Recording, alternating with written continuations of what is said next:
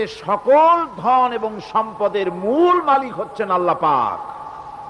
সমস্ত ধন সম্পদের মালিক কে? আল্লাহ সুবহানাহু ওয়া তাআলা। কোরআনে কারীম বলছে, লিল্লাহি মা ফিস সামাওয়াতি ওয়া মা ফিল আরদ। আকাশ এবং জমিনের ভিতরে যা কিছু আছে সব কিছুর মালিকানা কার? জোরে বলেন কার?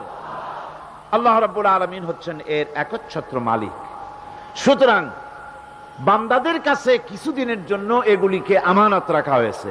আমাদের ঘর আছে, বাড়ি আছে, ব্যবসা আছে, বাণিজ্য আছে, জায়গা আছে, জমিন আছে, গরু আছে, বাছুর আছে, এই সবগুলি কিছুদিনের জন্য আমাদের কাছে কি রাখা হয়েছে? আমানত। আমানতের মাল আপনি আপনার ইচ্ছা মতো খরচ করতে পারবেন না। আমানতের মাল কি ইচ্ছা মতো খরচ করা যায়? যায় না। আমানতের মালকে খরচ করতে হলে মূল মালিকের ইচ্ছা অনুযায়ী খরচ করতে হবে। মূল মালিককে আল্লাহ রাব্বুল আলামিন বলছেন, ইন্নাল্লাহা ইশতারা মিনাল মুমিনিনা আনফুসাহুম ওয়া আমওয়ালাহুম বিআন্না লাহুমুল জান্নাহ। আমি আমার মুমিনের জান এবং মালকে খরিদ করে নিয়েছি, বিনিময় জান্নাত দিয়ে দিয়েছি। তোমার কাছে যে জান আছে, মাল আছে, এটা তোমার নয়, এটা আমার আমানত তোমার কাছে। সুতরাং এই আমানত খরচ করতে হবে মূল মালিকের ইচ্ছা অনুযায়ী। সমাজের এক শ্রেণীর লোক প্রচুর বিত্তের মালিক হবে, সমাজের এক শ্রেণীর লোক প্রচুর বিত্ত এবং সম্পদের মালিক হয়ে ভোগ বিলাসের আনন্দের স্রোতে ভেসে যেতে থাকবে, নিজেকে ভাসিয়ে দেবে।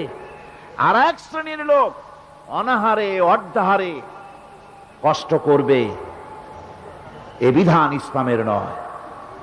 কেউ থাকবে 10 তলায় আর কেউ থাকবে গাছতলায়, কেউ খাবে পোলাও, কোরমা, বিরিয়ানি, আর কারো কিসমতে মরুচ পোড়াও হবে না। এ বিধান আল্লাহর নয়। ইসলামের বিধান হচ্ছে এই যে আল্লাহ যে সব সম্পদ মানুষকে দান করেছেন, এই সম্পদের ভিতরে বিত্তহীনদের অধিকার রাখা হয়েছে। বিত্তহীন যারা গরিব, যাদের কিছু নাই, তারা আপনার করুণার পাত্র নয়। কি বলেন? তারা কি ধনীদের করুণার পাত্র? কোরআনে কারিমে আল্লাহ বলেন, ওয়াল্লাযীনা ফী আমওয়ালিহিম হাক্কুল লিসসাইলি ওয়াল মাহরুম। ধনীদের সম্পদের ভেতরে গরিবদের, বিত্তহীনদের অধিকার রয়েছে। সে অধিকার আদায় করে দাও। দান করা এমনি দিয়ে দেওয়া এক জিনিস। গরিবদেরকে, বিত্তহীনদেরকে ইসলাম করুণার পাত্র বানায় নাই, বলেছে অধিকার। অধিকারটা বড় মজবুত কথা, এ কথার লোড আছে, ওয়েট আছে। আপনার আমার সম্পদের, অর্থাৎ যাদের বিত্ত আছে, বিত্ত সম্পদওয়ালা সম্পদশালী লোকেদের সম্পদের ভেতরে গরিবদের অধিকার রয়ে গেছে। সে অধিকার আদায় করতে হবে। ইসলাম সকল মানুষের দারিদ্র দূর করে বেঁচে থাকার মৌলিক অধিকার প্রতিষ্ঠিত করেছে। রাসূল করিম সাল্লাল্লাহু আলাইহি ওয়াসাল্লাম বলেছেন, লাইসা লি ইবনি আদম হাক্কুন সিওয়া হাযিহিল খিসাল, বাইতুন ইয়াসকুনুহু ওয়া সাওবুন ইউয়ারি আওরাতাহু ওয়া জালফাল খুবজি ওয়াল মা। আখরাজাহু তিরমিজি। তিরমিজি শরীফের হাদিসের ভেতরে এসেছে, রাসূল করিম সাল্লাল্লাহু আলাইহি ওয়াসাল্লাম বলেছেন, প্রত্যেকটি বনি আদমের তার বাস করার জন্য একটা গৃহ, এবং লজ্জা ঢাকার জন্য, শীত নিবারণের জন্য তার বস্ত্র, আর ক্ষুধা মিটাবার জন্য তার পানি আর রুটি ইত্যাদির ব্যবস্থা করতে হবে। চাই সে মুসলমান হোক, আর হিন্দু হোক, আর খ্রিস্টান হোক। বনি আদম, আদমের সন্তান যে মানুষ, যে তার এই অধিকার ইসলাম প্রতিষ্ঠিত করেছে।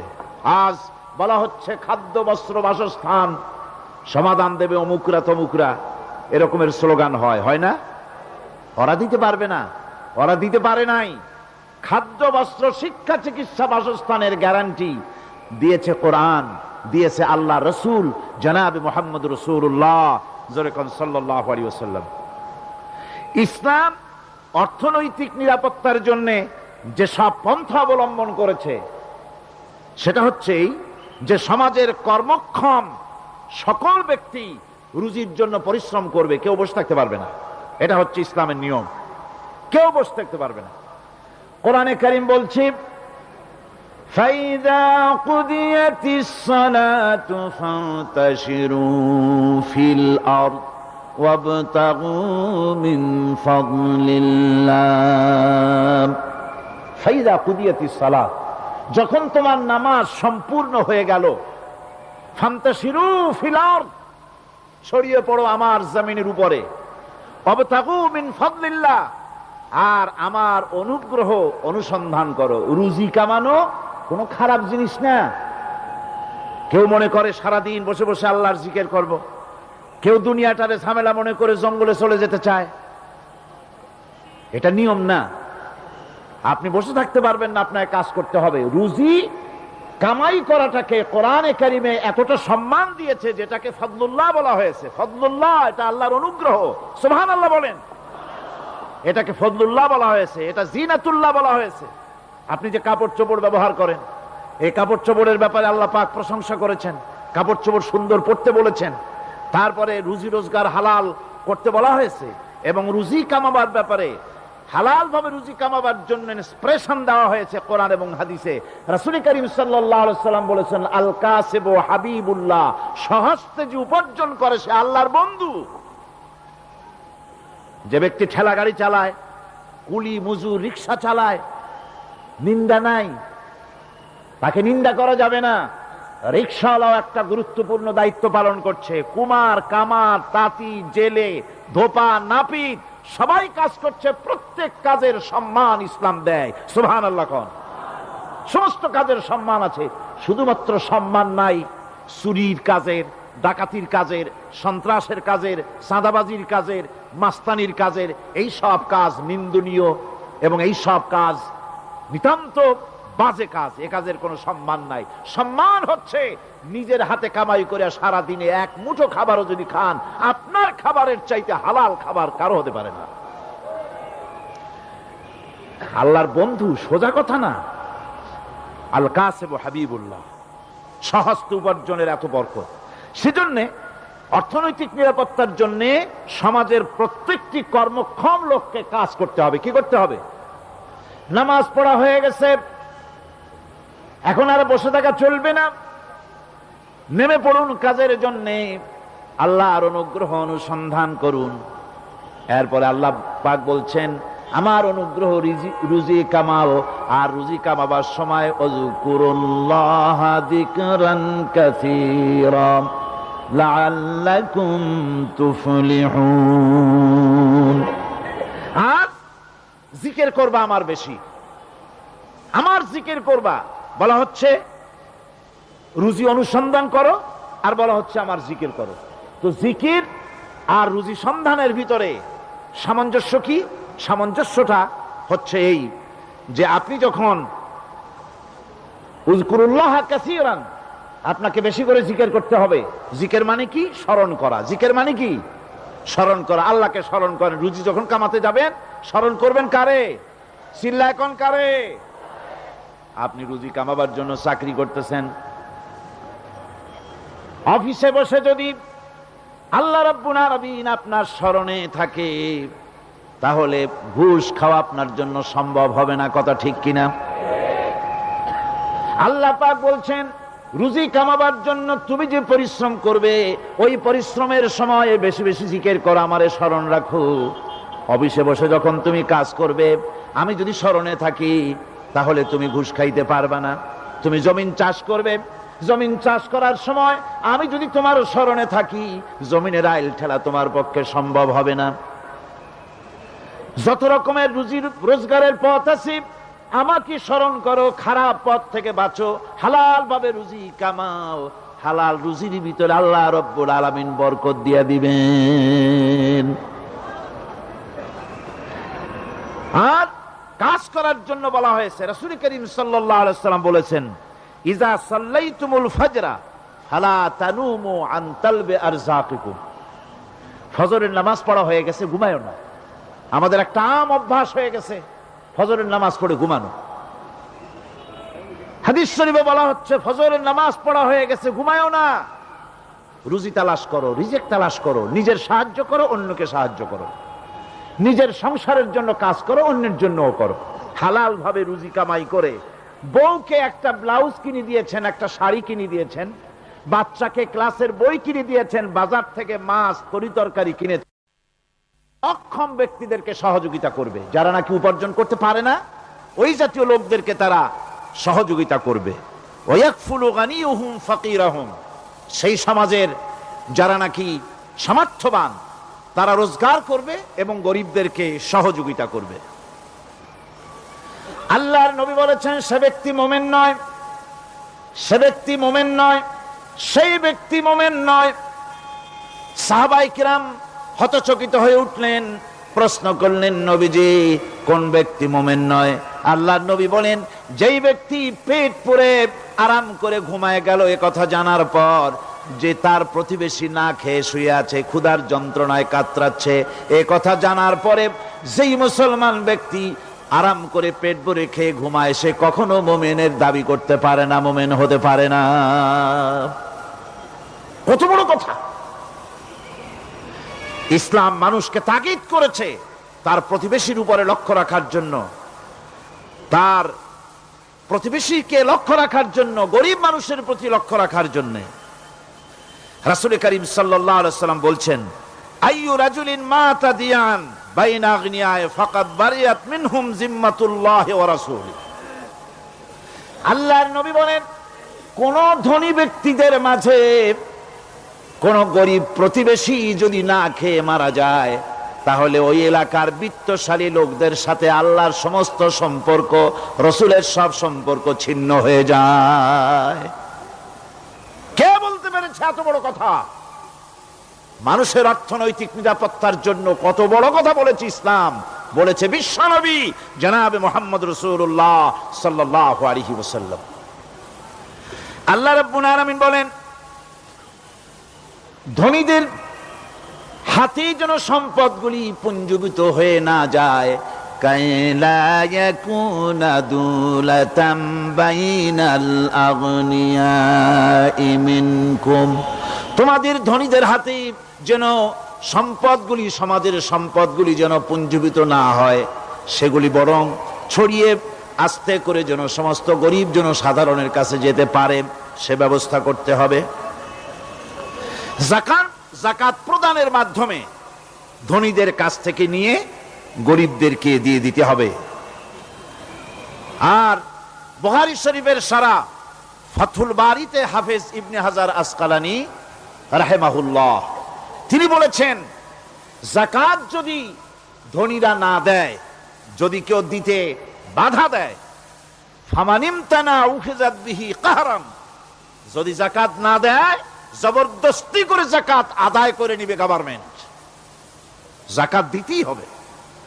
মুনকিরিনে যাকাত যারা যাকাত দিতে অস্বীকার করেছিল, হযরতে সিদ্দিক আকবর, হযরতে আবু বকর সিদ্দিক রাদিয়াল্লাহু তাআলা আনহু, তিনি তাদের সম্পর্কে বলেছিলেন ওয়াল্লাহি লাউ কাতিলান্না মান ফাররাকা বাইনাস সালাতি ওয়াজ যাকাত, অবশ্যই আমি ওই সম্প্রদায়ের লোকের বিরুদ্ধে যুদ্ধ ঘোষণা করব যারা নামাজ আর যাকাতের মধ্যে পার্থক্য সূচিত করবে, যারা নামাজ তো পড়বে কিন্তু যাকাত দিবে না সরকারের কাছে, যাকাত আদায় করবে না, তাদের বিরুদ্ধে যুদ্ধ ঘোষণা করব। ইসলামী সরকার যদি প্রতিষ্ঠিত হয় তাহলে এই যাকাত আদায় করা হবে। যাকাত কেউ নিয়ে বসে থাকতে পারবে না, যাকাত আদায় করা হবে। আমাদের দেশে নিয়ম মাফিক যদি যাকাত আদায় করা হতো, এই দেশ যদি ইসলামী গভর্নমেন্ট হতো, আল্লাহ যেন দয়া করে দেন, কন্যা আমিন। আল্লাহ পাক যদি দয়া করে দেশটারে ইসলামী রাষ্ট্র বানায় দেন তাহলে যাকাত তো আদায় করে নেওয়া হবে, যাকাত দিতে আপনি বাধ্য, গরিব মানুষ থাকবে না। এখনো বাংলাদেশে নিয়ম মাফিক যদি যাকাত আদায় করা হয়, নিয়ম মাফিক মানে সোনার যাকাত, রূপার যাকাত, নগদ ক্যাশের যাকাত, ফসলের ওষুধ সঠিকভাবে যদি আদায় করা হয় তো একেবারে কম করে হলেও 1000 কোটি টাকা যাকাতের টাকা কালেকশন হতে পারে। এটা কি কম কথা? 1000 কোটি টাকা, এই টাকা আদায় করা হচ্ছে না। এই টাকা আদায় না করার কারণে যে শূন্যতার সৃষ্টি হচ্ছে, এই ভ্যাকুয়ামকে পূর্ণ করার জন্য এগিয়ে এসেছে 7 সমুদ্র 13 নদীর উপর থেকে এনজিওরা। এনজিওরা এসে আমাদের দেশে, সব এনজিও খারাপ আমি তা বলি না, বহু এনজিও আছে যারা এদেশের উন্নয়নের, আর্থসামাজিক উন্নয়নের জন্য তারা প্রচেষ্টা করছে, রাস্তাঘাট, স্কুল কলেজ, চিকিৎসা ইত্যাদির দিকে কাজ করছে। যতগুলি এনজিও আমাদের দেশে আছে তার ভিতরে 52টা এনজিও গোনা বাছা যারা ইসলামের প্রকাশ্য দুশমন, আর এর শীর্ষস্থানে আছে ব্রাক। এই এনজিও গুলি তারা আমাদের দেশে এসে সুদি কারবার শুরু করেছে, পরিপূর্ণভাবে সুদের কারবার। ব্যাংকের থেকে যদি আপনি লোন নেন তাহলে 15 or 17% ইন্টারেস্ট দিতে হবে, আর ওদের কাছ থেকে যে সুদ, যে টাকা নেওয়া হয় সেই টাকায় গ্রামীণ ব্যাংক থেকে শুরু করে ব্রাক বলেন, কারিতাস বলেন, অক্সফাম বলেন, অ্যাডাপ বলেন, যেগুলি আছে এগুলি সুদ নেয় 30 থেকে 34% পর্যন্ত।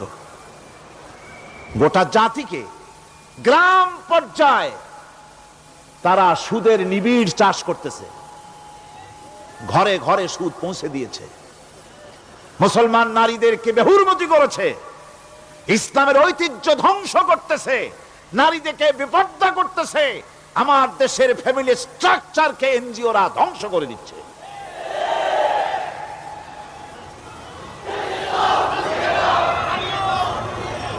সুতরাং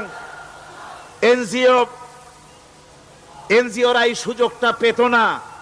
যদি জাকাত কালেকশন করা হতো আর জাকাত দিয়ে, জাকাত যে সব জায়গায় খরচ করতে হয় সেই খরচ করার জায়গাগুলিতে সঠিকভাবে যদি ব্যয় করা হতো, এই অবস্থা হতো না।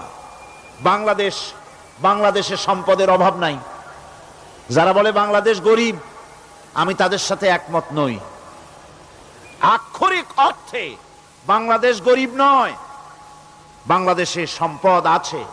বাংলাদেশে যে জিনিসটার অভাব সেটা হচ্ছে ইনসাফ ভিত্তিক বন্টনের অভাব। এখানে কেউ তো 1000 বিঘা জমির মালিক, বিঘা বোঝেন না কি কন আপনারা? কানি। কেউ তো 1000 কানির মালিক, আর কারো তো রান্নাঘর উঠাবার জায়গা নাই। কথাটাই ঠিক কিনা? কেউ তো শত শত কোটি টাকা, কত কোটি টাকা যে আছে তা হিসাব করে মাসখানেক লাগবে, গুনিয়া খুলেইতে পারবে না। আর কারো তো একটা ট্যাবলেট কেনার পয়সা নাই। সুতরাং আমার দেশে যেভাবে গরিব বলা হয় আক্ষরিক অর্থে ওইভাবে আমার দেশ গরিব নয়। আমাদের দেশে সম্পদ আছে, বহুত জমি অনাবাদি ফেলে রাখা হয়েছে। রাসূল করিম সাল্লাল্লাহু আলাইহি ওয়াসাল্লাম বলেছেন, সেই ব্যক্তির জমিন রাখার অধিকার নাই যে ব্যক্তি তা চাষের আওতায় না আনে। আছে না বহুত জমি পড়িয়া? আবাদযোগ্য জমি আমাদের দেশে আছে যা, তার 2,40,00,000 একর।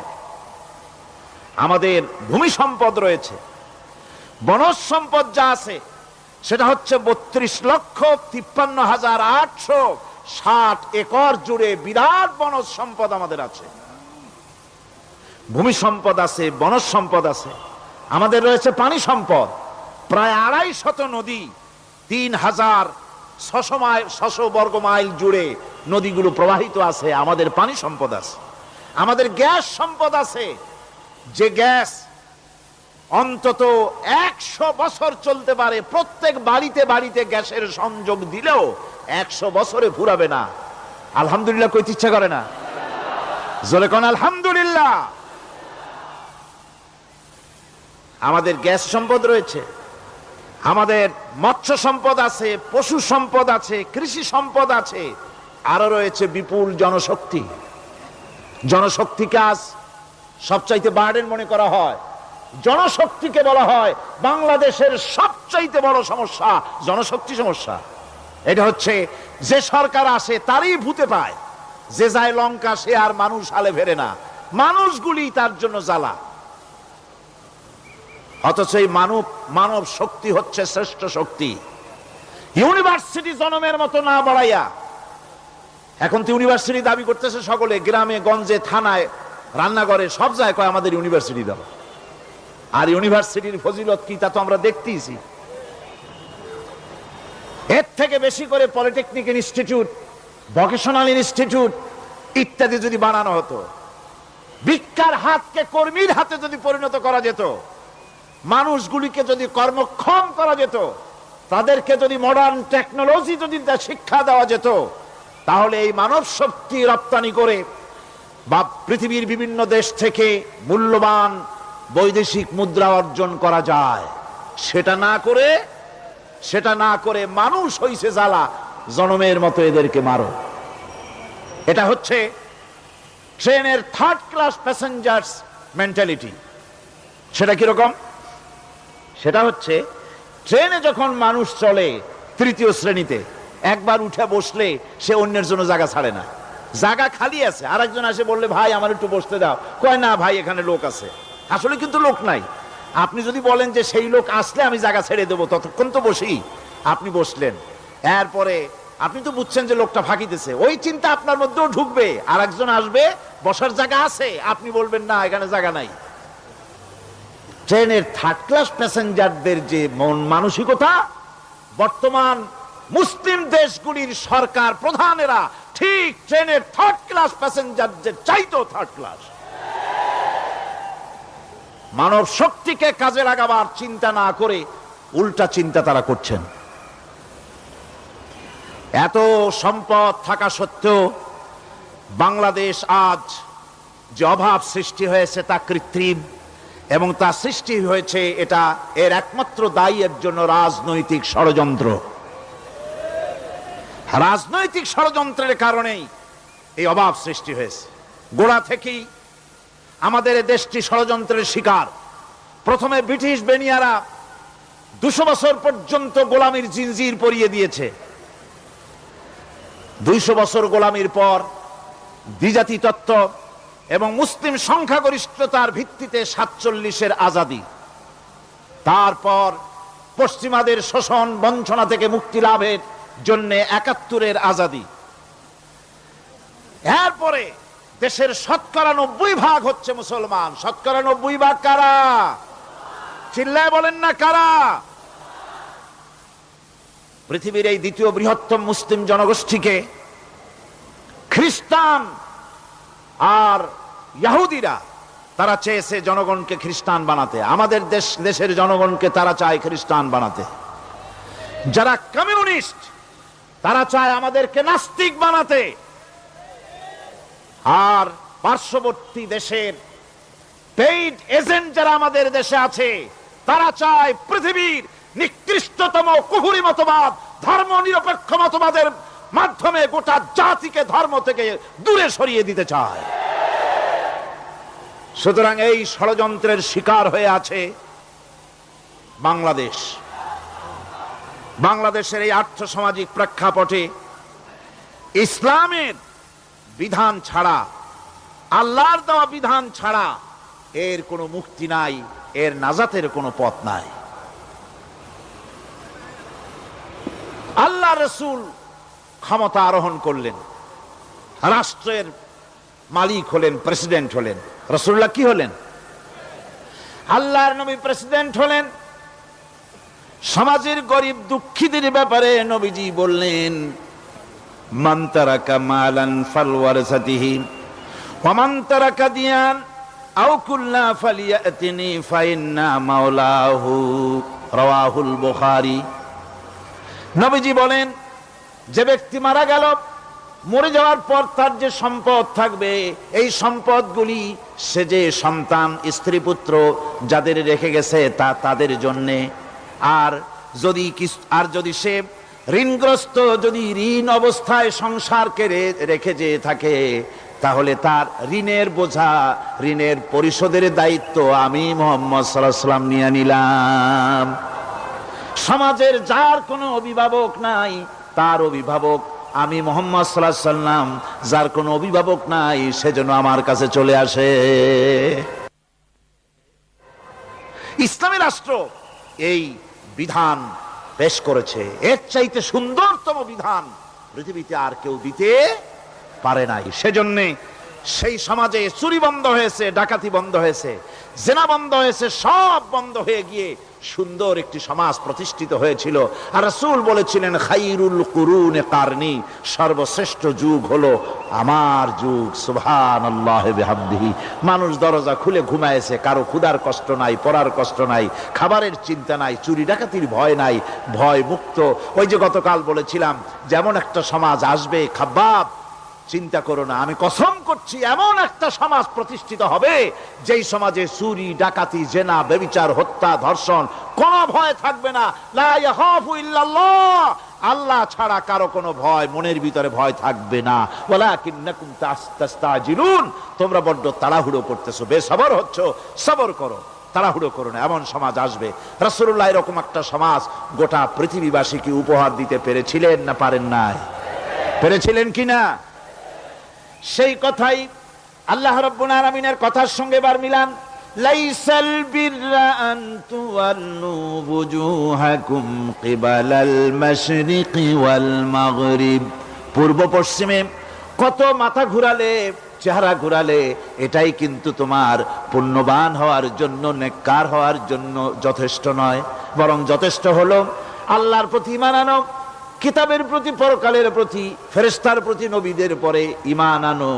আর আল্লাহর মহব্বতে, আল্লাহর প্রেমে উদ্বুদ্ধ হয়ে আর একটা বড় কাজ করো, সেটা হলো ওয়াতাল মালা আলা হুব্বিহি যাবিল কুরবা ওয়াল ইয়াতামা ওয়াল মাসাকিন ওয়াবনাস সাবিল ওয়াস-সাইলিনা ওয়া ফির রিকাবি ওয়া কামাস সালাতা ওয়া আতাজ যাকাত والموفون بعهدهم إذا عاهدوا والصابرين في البأساء والضراء وحين البأس أولئك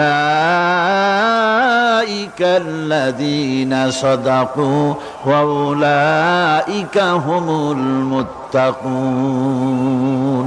আরেকটি গুরুত্বপূর্ণ কাজ করতে হবে আল্লাহ পরকালে বিশ্বাস করার সাথে সাথে, সেটা হলো এই, তোমাদের জানের মতো প্রিয় ধন এবং সম্পদকে আল্লাহর মহব্বতে খরচ করতে হবে। সেজদা দিয়া কপালে দাগ লাগাইছো, কিন্তু প্রতিবেশীকে সাহায্য করো নাই, গরিবদেরকে দাও নাই, এতিমকে দাও নাই, বোনকে ঠকাইছো, মেয়েকে ঠকিয়েছো, তোমার ওই সেজদায় কিয়ামতে কাজ দিবে না।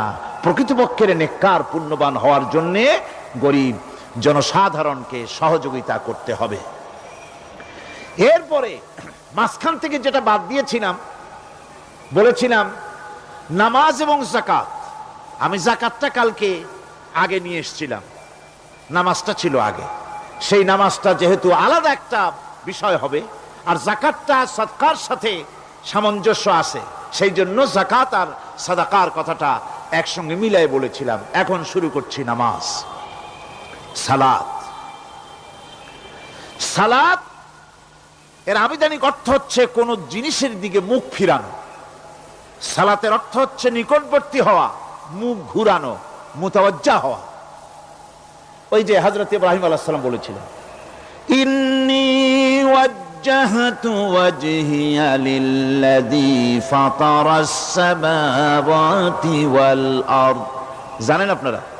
পড়েন, ইন্নী ওয়াজ্জাহতু ওয়াজহিয়া লিল্লাযী ফাতারাস সামাওয়াতি ওয়াল আরদা হানিফা ওয়া মা আনা মিনাল মুশরিকিন।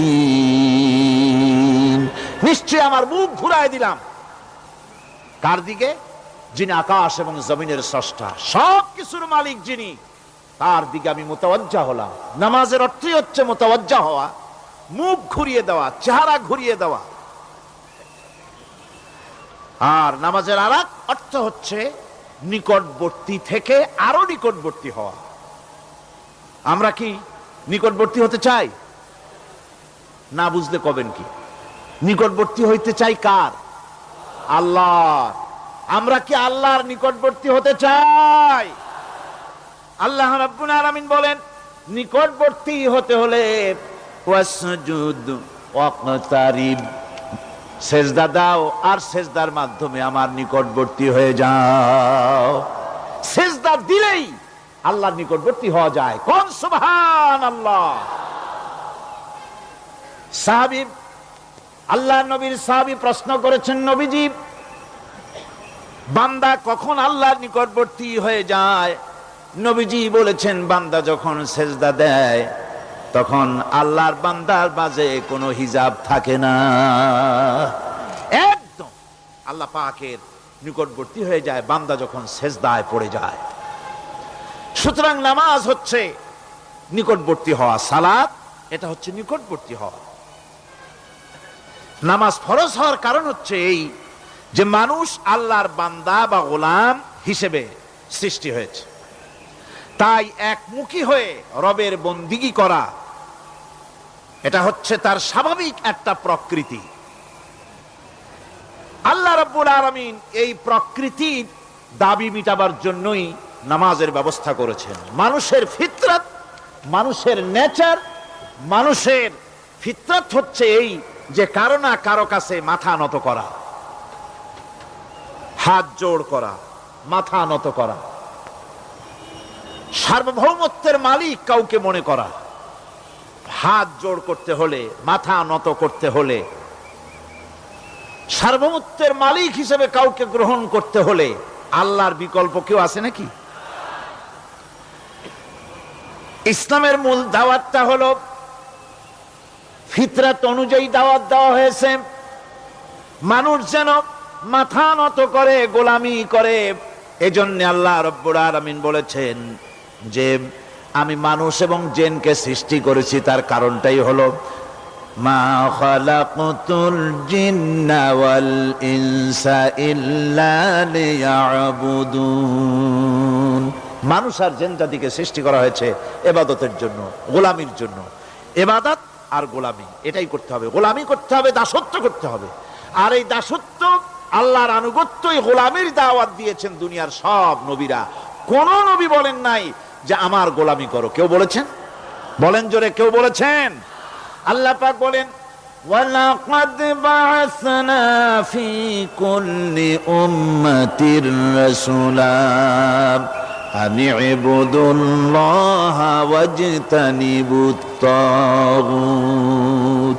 প্রত্যেক জাতির জন্য আমি রাসূল প্রেরণ করেছি, তারা মানুষকে দাওয়াত দিয়েছেন এই কথা বলে যে এক আল্লাহর গোলামি করো, তিনি ছাড়া কোনো ইলাহ নাই, আইন দাতা নাই, বিধান দাতা নাই, তার গোলামি, তার সামনে মাথা নত করে দাও। আর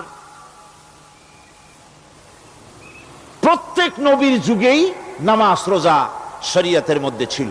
নামাজ রোজা কম বেশি প্রত্যেক নবীর জামানায় আল্লাহ পাক এটাকে বাধ্যতামূলক করেছিলেন। নামাজ, রোজা, যাকাত সব নবীদের জন্য বাধ্যতামূলক ছিল, তার উম্মতের জন্য বাধ্যতামূলক ছিল। নামাজ হচ্ছে তাওহীদের অবশ্যম্ভাবী এক বহির্প্রকাশ। তাওহীদের জন্য তাওহীদবাদী মানুষ যারা, তাদেরকে নামাজ আদায় করতেই হবে। আকীদা বিশ্বাসের দিক থেকে তাওহীদ যদি হয় পুরা দ্বীনের মূল উৎস, তাহলে আমলের দিক থেকে নামাজ হচ্ছে পুরা দ্বীনের মূল ভিত্তি।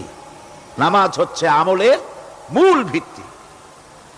এর বাস্তবায়ন ছাড়া দ্বীন পূর্ণ হয় না। নামাজ মুমিনের কেবলমাত্র একটি উত্তম আমলই নয়, বরং নামাজ হচ্ছে ঈমানের মূল ভিত্তি। যার কাছে নামাজ নাই তার কাছে কিছুই নাই। রাসূল করিম সাল্লাল্লাহু আলাইহি ওয়াসাল্লাম বলেছেন যে নামাজ যে ব্যক্তি পড়ে না, আল্লাহ পাকের সাথে তার কোনো সম্পর্ক বাকি থাকে না। সুতরাং এই নামাজটা হচ্ছে এই যে একমাত্র একাগ্র চিত্তে আদবের সাথে আল্লাহর সামনে রুজু হয়ে যাওয়া। কোরআনে কারীম বলছে মুনিবিনা ইলাইহি واتقوه وأقيموا الصلاة ولا تكونوا من المشركين তোমরা আল্লাহর দিকে রুজু হয়ে যাও এবং তাকে ভয় করে অন্যায় কাজ থেকে বিরত থাকো আর নামাজ কায়েম করো, মুশরিকদের অন্তর্ভুক্ত হয়ে যেও না। নামাজ কায়েম করা, নামাজের আদেশ কোরআনে কারীমের মধ্যে আল্লাহ পাক বহু জায়গায় করেছেন। ঈমানের পর নামাজই হচ্ছে সবচেয়ে বড় জরুরি। একজন মানুষ ঈমান আনলো, যেমন কালকে একজন ঈমান এনেছে, ঈমান আনার সাথে সাথে তার প্রথম কাজ কি বলুন? বলেন প্রথম কাজ কি? ফজরের নামাজের আগে একজন ইসলাম কবুল করলেন, তার প্রথম দায়িত্ব নামাজকে আদায় করে দেওয়া, ফজরের নামাজ পড়াম। জোহরের আগেই কেউ ঈমান আনলো, তার প্রথম দায়িত্ব জোহরের নামাজ আদায় করা। আসরের নামাজের আগে ঈমান এনেছে, তার প্রথম দায়িত্ব হলো আসরের নামাজ আদায় করা। তার মানে হলো ঈমান আনার পর একজন ঈমানদারের প্রথম দায়িত্ব হচ্ছে নামাজ। গুরুত্বপূর্ণ বিষয়, খুব ভালো করে শুনতে হবে, ইয়াদ রাখতে হবে প্রত্যেকটি মুসলমানের। এই নামাজ কি জিনিস, কেমনে আদায় করতে হবে, আদায় না করলে কি হবে, গুরুত্বপূর্ণ এই কথাগুলি প্রত্যেকের স্মরণ রাখতে হবে। হযরত মূসা আলাইহিস সালামকে আল্লাহ রাব্বুল আলামিন ওহী প্রদান করলেন। যেদিন ওহী দিলেন, ওহী দিয়ে সেই মুহূর্তে আল্লাহ পাক তাকে শোনালেন, ইন্নানি আনাল্লাহ লা ইলাহা ইল্লা আনা ফা'বুদনি ওয়া আকিমিস সালাতা লিযিকরি। নিশ্চয়ই আমি আল্লাহ, আমি ছাড়া কোনো ইলাহ নাই, আমার গোলামি করো, আমার দাসত্ব করো, আর আমার শরণার্থে নামাজ কায়েম করো। নামাজ নামাজ নামাজ কায়েম করতে হবে, এটাই হচ্ছে ইমানের সবচেয়ে বড় দাবি। অন্যত্র আল্লাহ পাক বলছেন, কুল ইন্না হুদাল্লাহি হুয়াল হুদা ওয়া উমিরনা লিনুসলিমা লিরাব্বিল আলামিন। হে নবী বলুন, প্রকৃতপক্ষে আল্লাহর হেদায়েত হচ্ছে সঠিক হেদায়েত। সত্যিকারের হেদায়েত কার হেদায়েত? আল্লাহ পাকের হেদায়েত। এবং তার পক্ষ থেকে নির্দেশ করা হয়েছে যে সারা জাহানের মালিকের সামনে মাথা নত করে দাও। মাথা নত করবেন কার কাছে? আল্লাহ পাকের কাছে। ওয়া আনাকিমুস সালাতা ওয়াত্তাকুহু ওয়া হুয়াল্লাযী ইলাইহি তুহশারুন। আর নামাজ প্রতিষ্ঠা করো, আল্লাহ রাব্বুল আলামিনের ভয়তে সমস্ত অপরাধমূলক কাজ থেকে, অসামাজিক কার্যকলাপ থেকে বিরত থাকেও। আর একদিন মনে রেখো, তোমাদের সকলকেই আল্লাহ রাব্বুল আলামিনের দরবারে উপস্থিত হতে হবে। নামাজ ঈমান থাকা না থাকার প্রমাণ। ঈমান আছে কি ঈমান নাই, এর প্রমাণ কি? নামাজ। আল্লাহ পাক বলছেন, ফালা সাদ্দাকা ওয়ালা সাল্লা ওয়ালাকিন কাযযাবা ওয়া তাওয়াল্লা। কিন্তু না সে সত্য মেনে নিল, আর না সে সালাত আদায় করলো, বরং সত্যকে মিথ্যা মনে করে ফিরে গেল। নামাজটাই হচ্ছে একজন মানুষের, সে মুমিন না কাফের তা প্রমাণ করার জন্য, এটাই হচ্ছে মূল কথা। কিয়ামতের দিন মানুষ যে জাহান্নামে যাবে, জাহান্নামের জন্য, জাহান্নামে যে সব কারণে যাবে তার মধ্যে বড় কারণ কালকে বলেছিলাম, দেখি মনে আছে নাকি? বড় কারণ কয়টা? কয়টা? আলহামদুলিল্লাহ মনে আছে। আল্লাহ রাব্বুল আলামিন বলেন, ইয়াতাসাআলুনা আনিল মুজরিমিন। কিয়ামতের দিন অপরাধীদেরকে জিজ্ঞেস করা হবে, মা সালাকাকুম ফি সাকার, জাহান্নামে কেন আসছো? জবাবে তারা বলবে, ক্বালু লাম নাকু মিনাল মুসাল্লিনা ওয়া লাম নাকু নুতঈমুল মিসকিন। নামাজ পড়ি নাই, আর এতিম মিসকিনদের খেতে দেই নাই, এই কারণেই জাহান্নামে এসেছি। কল নাউযুবিল্লাহ। নামাজ যারা পড়বে না জাহান্নামে যেতে হবে। কোথায় যেতে হবে? কেউ কেউ মনে করতে পারবেন নামাজের ওয়াজ তো বহু শুনছি, এর চাইতে গুরুত্বপূর্ণ জিনিস আর নাই। নামাজের চাইতে গুরুত্বপূর্ণ ইবাদত আল্লাহর সৃষ্টি করেন নাই। মুসলমানের জন্য সর্বশ্রেষ্ঠ ইবাদত কি? চিল্লায় এখন জোরে বলেন কি? এই নামাজ আকসার মানুষের নামাজ হয় না। যারা আমরা নামাজ পড়ি, বহু লোকের নামাজ পড়ে ঠিক, কিন্তু নামাজ আদায় হয় না। আমি সে কথা বলবো সামনের দিকে, প্রাণ খুলে শুনবেন, কাজে লাগবে ইনশাআল্লাহ। কোন ইনশাআল্লাহ? আকীদাগত দিক থেকে ঈমান হলো তাওহীদের স্বীকৃতি, আর আমলের দিক থেকে নামাজ হচ্ছে তাওহীদের বহিঃপ্রকাশ। আপনি মুসলমান তা প্রমাণ হবে নামাজ দিয়ে। নামাজহীন ঈমানের দাবি মূল্যহীন। যার নামাজ নাই তার ঈমানের দাবি করার কোনো মূল্যই নেই। অনেক এরকম কথা বলে, হুজুর আমি মানুষটা নিতান্ত খারাপ না, যাই মনে করেন, গ্রামে রাস্তা বানাইছি, ব্রিজ করে দিয়েছি, কালভার্ট করেছি, এতিম মিসকিনরে তাও মাঝে মধ্যে খাবার দেই। নামাজ হচ্ছে ইসলামের গণ্ডির মধ্যে প্রবেশের প্রমাণ। কোরআনে কারীম বলছে, ফাইন তাবু ওয়া আকামুস সালাতা ওয়া আতাউজ যাকাতা ফাইখওয়ানুকুম ফিদ্দীন। সূরা তওবা এসেছে। তারা যদি তওবা করে আর নামাজ কায়েম করে, যাকাত যদি আদায় করে, তাহলে এখন তোমাদের সে দ্বীনি ভাই, এখন ভাই হয়ে গেল। একটু আগে ছিল কাফের মুশরিক, এখন তোমার দ্বীনি ভাই। দ্বীনের গণ্ডির মধ্যে প্রবেশ করা কলেমা পড়ার সাথে সাথেই নামাজ।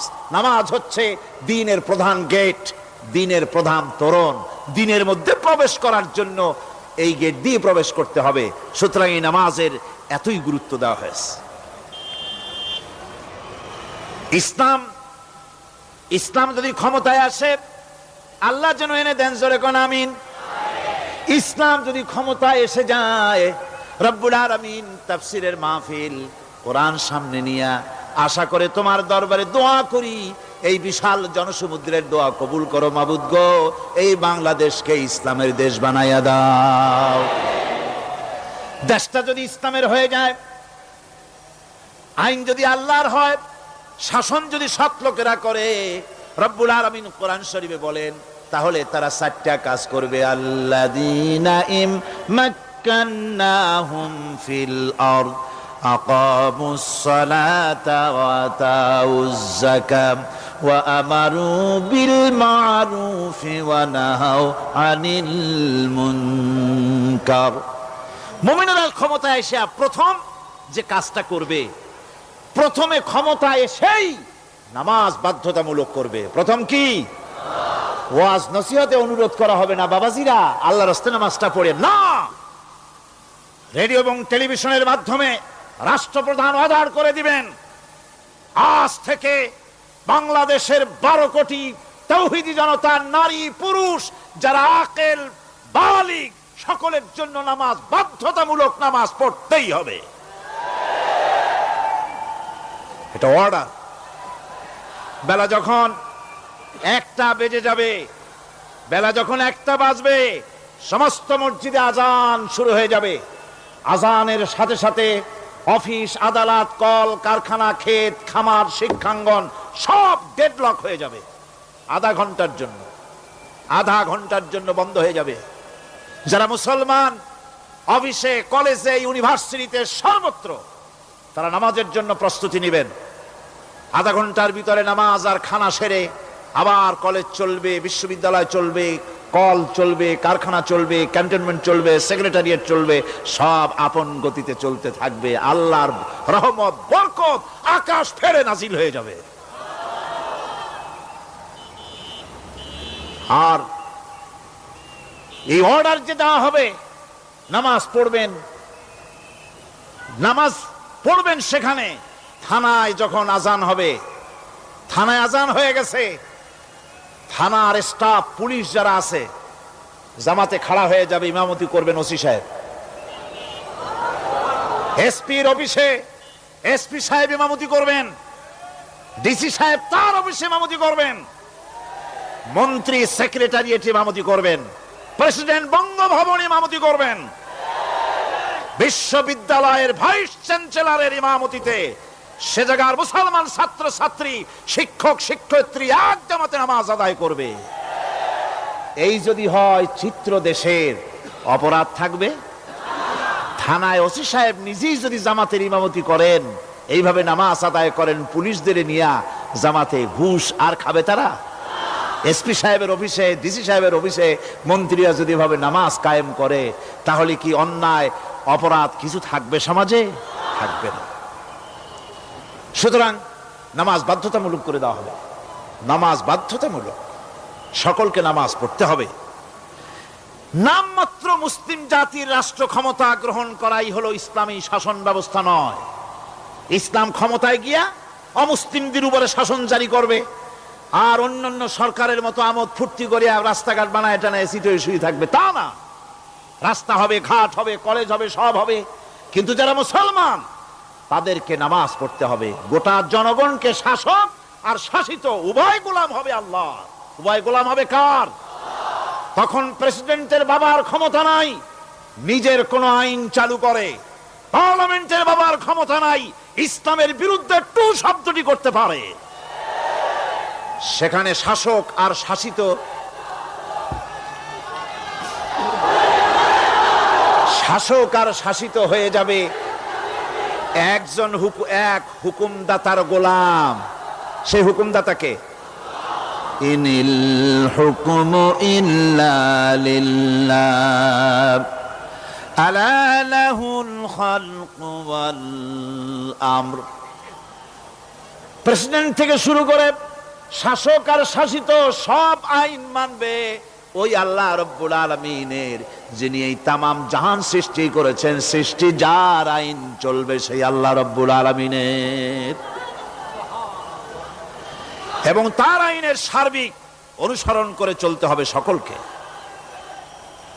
এক কথায় ইসলামী সরকারের সমস্ত ক্ষমতা ব্যয় হবে নামাজ কায়েম করা আর যাকাত আদায় করার ব্যাপারে।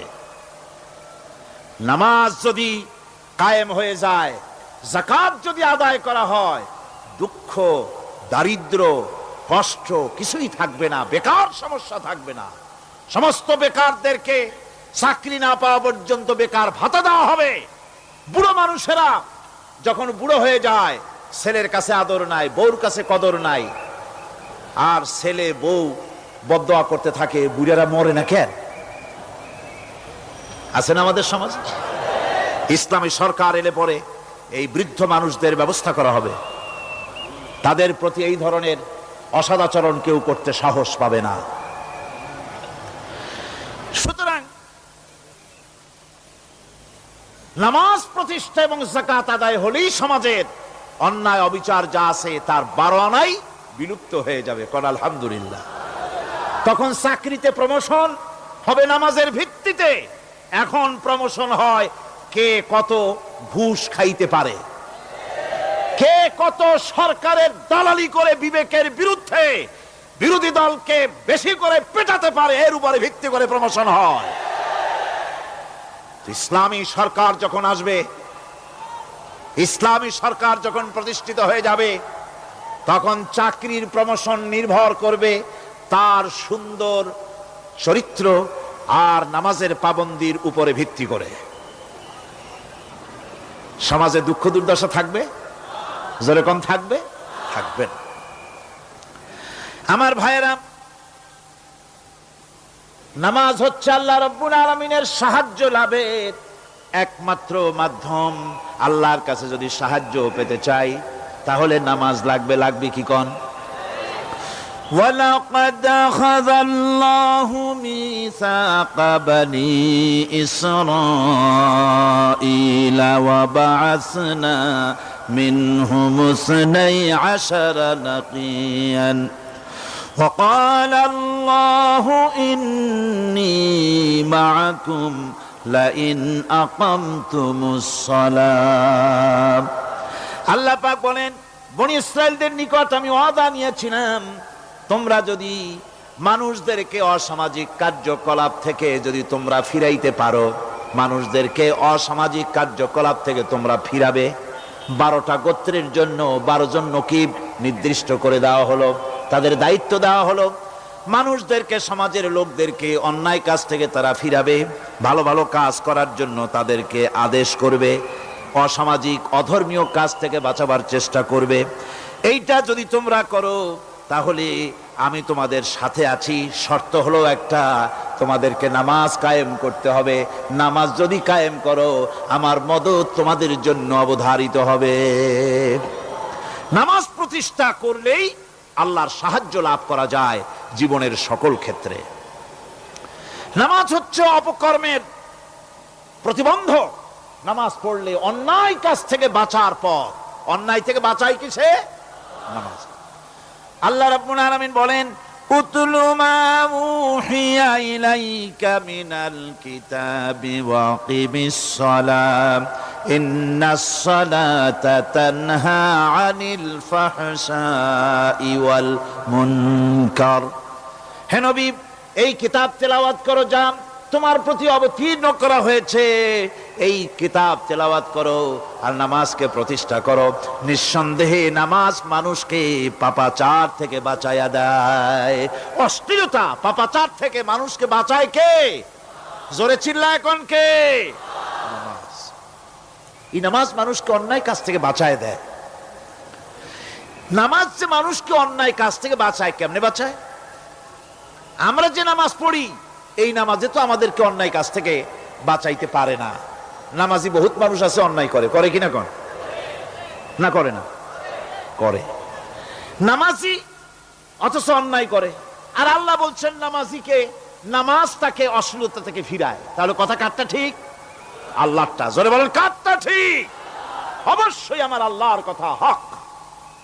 আমি ভুল করতেছি, আমি যেন কোথাও ভুল করতেছি, সামথিং ইজ রং, কোথাও যেন আমরা ভুল করে বসতেছি, সেই ভুলটা কি আমরা আবিষ্কার করতে চেষ্টা করবো ইনশাআল্লাহ। প্রথম যে কথাটা সেটা হচ্ছে এই যে আমরা যা নামাজে পড়ি আমরা তা বুঝি না। কথা ঠিক কিনা? আমি যদি এখন প্রশ্ন করি সামি আল্লাহু লিমান হামিদা অর্থ কি কোন? ফার্স্ট ডিভিশনে কয়েকটা লেটার নিয়ে ফেল করবেন এরকম লোক আছেন না নাই? সুবহান রাব্বিয়াল আলা অর্থ কি জানি না। সুবহান রাব্বিয়াল আযীমের অর্থ কি জানি না।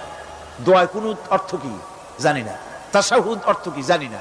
সূরা ফাতিহার অর্থ কি জানি না। এমন কি উযুর মধ্যে কয়টা ফরজ তাও অনেকের জানা নাই। কথা কি বেশি বললাম না ঠিক বলছি? একজনের জিজ্ঞেস করলো, মিয়া উযুতে কয় ফরজ? কয় হুজুর কি মনে করেন যে বুঝি জানি না? এটা তো সাধারণ ব্যাপার, বলেন না কয় ফরজ? কয় উযুতে তো 17 ফরজ। কি কি? কয় হাত ধোয়া, পাও ধোয়া, মুখ ধোয়া, নাক ধোয়া, চোখ ধোয়া, জিহ্বা ধোয়া, মাথা ধোয়া। বলতে বলতে গুনে দেখা গেল প্রায় 19টার মতো বলছে। বলা হলো, মিয়া বললেন আপনি উযুতে ফরজ 17টা, কইলেন আপনি 19টা। কয় হুজুর জানি আরো, বলি না আপনাদের ভয়তে। উযু জানে না, নামাজ জানে না, তাকে এই নামাজ কেমনে ফিরাবে অন্যায় কাজ থেকে? কথা বুঝতে পেরেছেন? নামাজে কি পড়ি? নামাজে দাঁড়ায় গেলাম, আল্লাহু আকবার অর্থ কি? চিল্লায় কন্না আল্লাহু আকবার। এরকম না, মুসলমানের মতো গলা ছেড়ে দিয়ে চিৎকার দিয়ে বলেন আল্লাহু আকবার। এই আল্লাহু আকবার, আল্লাহ সর্বশ্রেষ্ঠ, তার চাইতে বড় আর কেউ নাই। এই কথা দিনরাত 24 ঘন্টার ভিতরে শত শতবার বলি, একবার দুইবার না, শত শতবার বলি আল্লাহ সর্বশ্রেষ্ঠ। এই কথা বলার পরেও মনের মধ্যে অন্য কেউ বড় হয়, আল্লাহর বড়ত্ব যেভাবে মুখ দিয়া বলি ওইভাবে কার্যত পালন করি না। নামাজে আল্লাহু আকবার বললাম, এরপরে সানা পড়লাম, তারপরে সূরা ফাতিহা পড়লাম। সূরা ফাতিহার ভিতরে যে সমস্ত কথাগুলি বললাম সেই কথাগুলি বুঝি না, কি বলেছি তাও জানি না। এরপরে সুবহান রাব্বিয়াল আলা বলেছি, সুবহান রাব্বিয়াল আযীম বলেছি, সামি আল্লাহু লিমান হামিদা বলেছি, অর্থ কি জানি না। আল্লাহ তা শুনতে পান, যে ব্যক্তি আল্লাহর প্রশংসা করেন তিনি তা শুনতে পান। নামাজের মধ্যে আইডিয়া দেওয়া হচ্ছে, তুমি যে আল্লাহর জন্য নামাজ পড়তেছো, প্রশংসা করতেছো, এটা এমন নয় যে আল্লাহ পাক দেখছেন না বা শুনতেছেন না। তুমি যা বলতেছো, প্রশংসা করতেছো, আল্লাহ পাক তা শুনতে পাচ্ছেন। সামি আল্লাহু লিমান হামিদা। সুবহান রাব্বিয়াল আলা, আমি মহান সর্বশ্রেষ্ঠ আল্লাহ রাব্বুল আলামিনের পবিত্রতা ঘোষণা করছি, আমি তার প্রশংসা করছি। সূরা ফাতিহার কি আমরা বলি আপনারা ব্যাখ্যা দেখে বুঝে নিয়েন, সেগুলি আমি এখানে বলে বাকি কথা সব শেষ করতে পারবো না। এরপরে আমরা নামাজের মধ্যে দোয়া কুনুত পড়ি। সেই দোয়া কুনুতে যে কি ওয়াদাটা করি, অন্তত আমার তো মনে হয় সাধারণ মানুষের মধ্যে 99.9 লোকেরা জানে না দোয়া কুনুতে কি পড়ে, অর্থ বোঝে না। দোয়া কুনুতের মধ্যে বলা হচ্ছে আল্লাহুম্মা ইন্না নাস্তাঈনুকা, হে আল্লাহ আমি তোমার কাছে সাহায্য চাই। কার কাছে সাহায্য চাই? আল্লাহর কাছে সাহায্য চাই। নামাজের ভিতরে বলতেছেন, এই কথা যদি অর্থ আপনি জানতেন যে তোমার কাছে সকল ব্যাপারে সাহায্য চাই তোমার কাছে, এই কথাটা যদি মনে প্রাণে বুঝতেন, তাহলে দুনিয়ায় কোনো মাজারে গিয়া মরা জিন্দা মানুষের কাছে গিয়া নিজের ছেলে মেয়ে চাইতেন না, চাকরির উন্নতি চেতেন না। আপনি নামাজের ভিতরে বলতেছেন আপনার কাছে, আয় আল্লাহ আপনার কাছে সর্বপ্রকারের সাহায্য আপনার কাছে চাই। নামাজের ভিতরে কিসের মধ্যে বলতেছেন? বিশ্বাস যদি করতেন, যদি বুঝতেন, তাহলে যত বড় পীর আসুক দেশ থেকে আর বিদেশ থেকে, সন্তান চাওয়ার জন্য পাগল হয়ে পায়ের উপরে পড়ে থাকতেন না, আল্লাহর কাছেই চাইতেন। কার কাছে চাইতেন? এরপরে বলতেছেন আস্তাগফিরুকা, তোমার কাছে ক্ষমা চাই, গুনাহ করেছি, অনেক গুনাহ করেছি, তোমার কাছে ক্ষমা চাই, কারণ সাহায্য করতে পারো তুমি, গুনাহ মাফ করতে পারো তুমি। গুনাহ মাফ করার ক্ষমতা কি আছে পৃথিবীর কারো? আকাশে জমিনে আল্লাহ ছাড়া মানুষের গুনাহ কেউ মাফ করতে পারে? এরপরে বলতেছি ওয়ানুমিনু বিকা, আয় আল্লাহ আমি তোমার উপর ঈমান এনেছি, পরিপূর্ণভাবে তোমার উপরে ঈমান এনেছি। ওয়ানাতাওয়াক্কালু আলাইক, আর তোমার উপরেই কেবলমাত্র ভরসা করেছি। ঈমান এনেছি তোমার উপরে, ভরসা করছিও তোমার উপরে। এই কথাগুলি যদি আমরা বুঝতাম, তাহলে আত্মাটা বড় হয়ে যেত, মাথাটা আল্লাহ ছাড়া কারো সামনে নত হতো না। ঠিক না বেটি? আল্লাহ ছাড়া কারো সামনে মাথা নত হতো না। আল্লাহর উপরই ভরসা, তোমার উপর ভরসা করছি, তোমার উপর ঈমান এনেছি। এরপরে বলছি ওয়ানুসনি আলাইকাল খায়র, সর্বপ্রকার কল্যাণের সাথে তোমার প্রশংসা করতেছি। ওয়ানাশকুরুকা, আর তোমার কৃতজ্ঞতা স্বীকার করছি, আমি তোমার শুকর আদায় করি, সর্ব ব্যাপারে তোমার শুকর আদায় করি। আর কি করি? ওয়ালা নাকফুরুকা, আমি কুফরি করি না, অকৃতজ্ঞ নই, আমি তোমার কৃতজ্ঞ বান্দা, আমি অকৃতজ্ঞ নই। একথা আপনি নামাজের মধ্যে বলেন, কিন্তু কৃতজ্ঞতা স্বীকার করেন না। আল্লাহ যে ছেলে দিয়েছে শুকর আদায় করেন না, আল্লাহ যে সুন্দরী বউ বা ভালো বউ দিয়েছেন শুকর আদায় করেন না, আল্লাহ সন্তান দিয়েছে শুকর আদায় করে না, আল্লাহ রাব্বুল আলামিন চাকরি দিয়েছেন, বাড়ি দিয়েছেন, জায়গা দিয়েছেন, জমিন দিয়েছেন, যৌবন দিয়েছেন, স্বাস্থ্য দিয়েছেন, শুকর আদায় করে না। আল্লাহ পাক বলেন, বান্দারে যে অবস্থায় থাকো শুকর আদায় করো। লা ইন শাকারতুম লাযীদান্নাকুম ওয়া লা ইন কাফারতুম ইন্না আযাবী লাশাদীদ। আমার নিয়ামতের শুকর যদি আদায় করো আমি বেশি করে বাড়ায় দেব, আর যদি শুকর আদায় না করো তাহলে মস্ত বড় শাস্তি রেখে দিয়েছি। সব ব্যাপারে শুকর আদায় করো, আমার নিয়ামতের শুকর আদায় করো। চোখ দিয়া দেখতে পাও, কও আলহামদুলিল্লাহ। মুখ দিয়া কথা বলতে পারো, কও আলহামদুলিল্লাহ। যা খাও মজা লাগে বলো আলহামদুলিল্লাহ। কাজ করতে পারো বলো আলহামদুলিল্লাহ। সব ব্যাপারে আল্লাহর শুকর আদায় করতে হবে। শুকরিয়া আদায় করলে রব্বুল আলামিন তারে আরো বাড়ায় দিবেন। এই কথাই বলতেছি, আল্লাহ শুকর করি, আর তোমার সাথে আমি কুফরি করি না, কৃতজ্ঞ আমি নই। ওয়া নাখলাউ ওয়া নাতরুকু মান ইয়াফজুরুকা, আর আমি ওয়াদা করতেছি এই কথা, তোমার সাথে যারা প্রকাশ্য দুশ্মনী করে, যারা প্রকাশ্য গুনার মধ্যে লিপ্ত আছে আর তোমার সাথে দুশ্মনী করে, ওদের সাথে আমার সমস্ত সম্পর্ককে ছিন্ন করে দিলাম। দেখছেন নামাজে কি কইলেন আপনি? আপনি নামাজে কত বড় কথা বললেন। ওয়ানাতুরুকু মান ইয়াফজুরুকা, আয় আল্লাহ, আমি ওয়াদা করছি তোমার সাথে যারা দুশ্মনী করে, যারা প্রকাশ্য গুনাহ করে, তাদেরকে আমি পরিত্যাগ করছি, তাদের সাথে আমার কোনো সম্পর্ক নাই। এই কথা বলার পরে আপনার সম্পর্ক কার সাথে একটু চিন্তা করেন তো। আপনার বন্ধু কারা? ইলেকশন আসলে ভোট দেন কাদেরকে? কাদের চা খাওয়ান, কাদের চান্দা দেন? একটু চিন্তা করেন, অঙ্কের সাথে মিলাই নেন। তাহলে দেখুন, মুখে বলে এক কথা, কাজে করে আর একটা। আরে কি কয়? চিল্লায় কোন? আরে কি কয়? আর এই মুনাফিকি করতেছেন কার সাথে? আল্লাহর সাথে। কোন নাউজুবিল্লাহ। নামাজে কি পড়েন সেটা যদি জানতেন, অবশ্যই আল্লাহ রাব্বুল আলামিনের কথা কার্যকরী হয়ে যেত। ইন্নাস সালাতা তানহা আনিল ফাহশাই ওয়াল মুনকার। নামাজ মানুষকে পাপের কাজ, অশ্লীলতা থেকে ফিরাতে পারে। আল্লাহ ইন্না বসায়ছেন, নিশ্চয়ই, বেশক, অবশ্যই নামাজ পাপ থেকে ফিরাবে। কিন্তু কেমনে ফিরাবে নামাজ তো বুঝি না। নামাজ তো বুঝি না, খালি সেজদা দেয় জনমের মতো। আর সেজদা কি?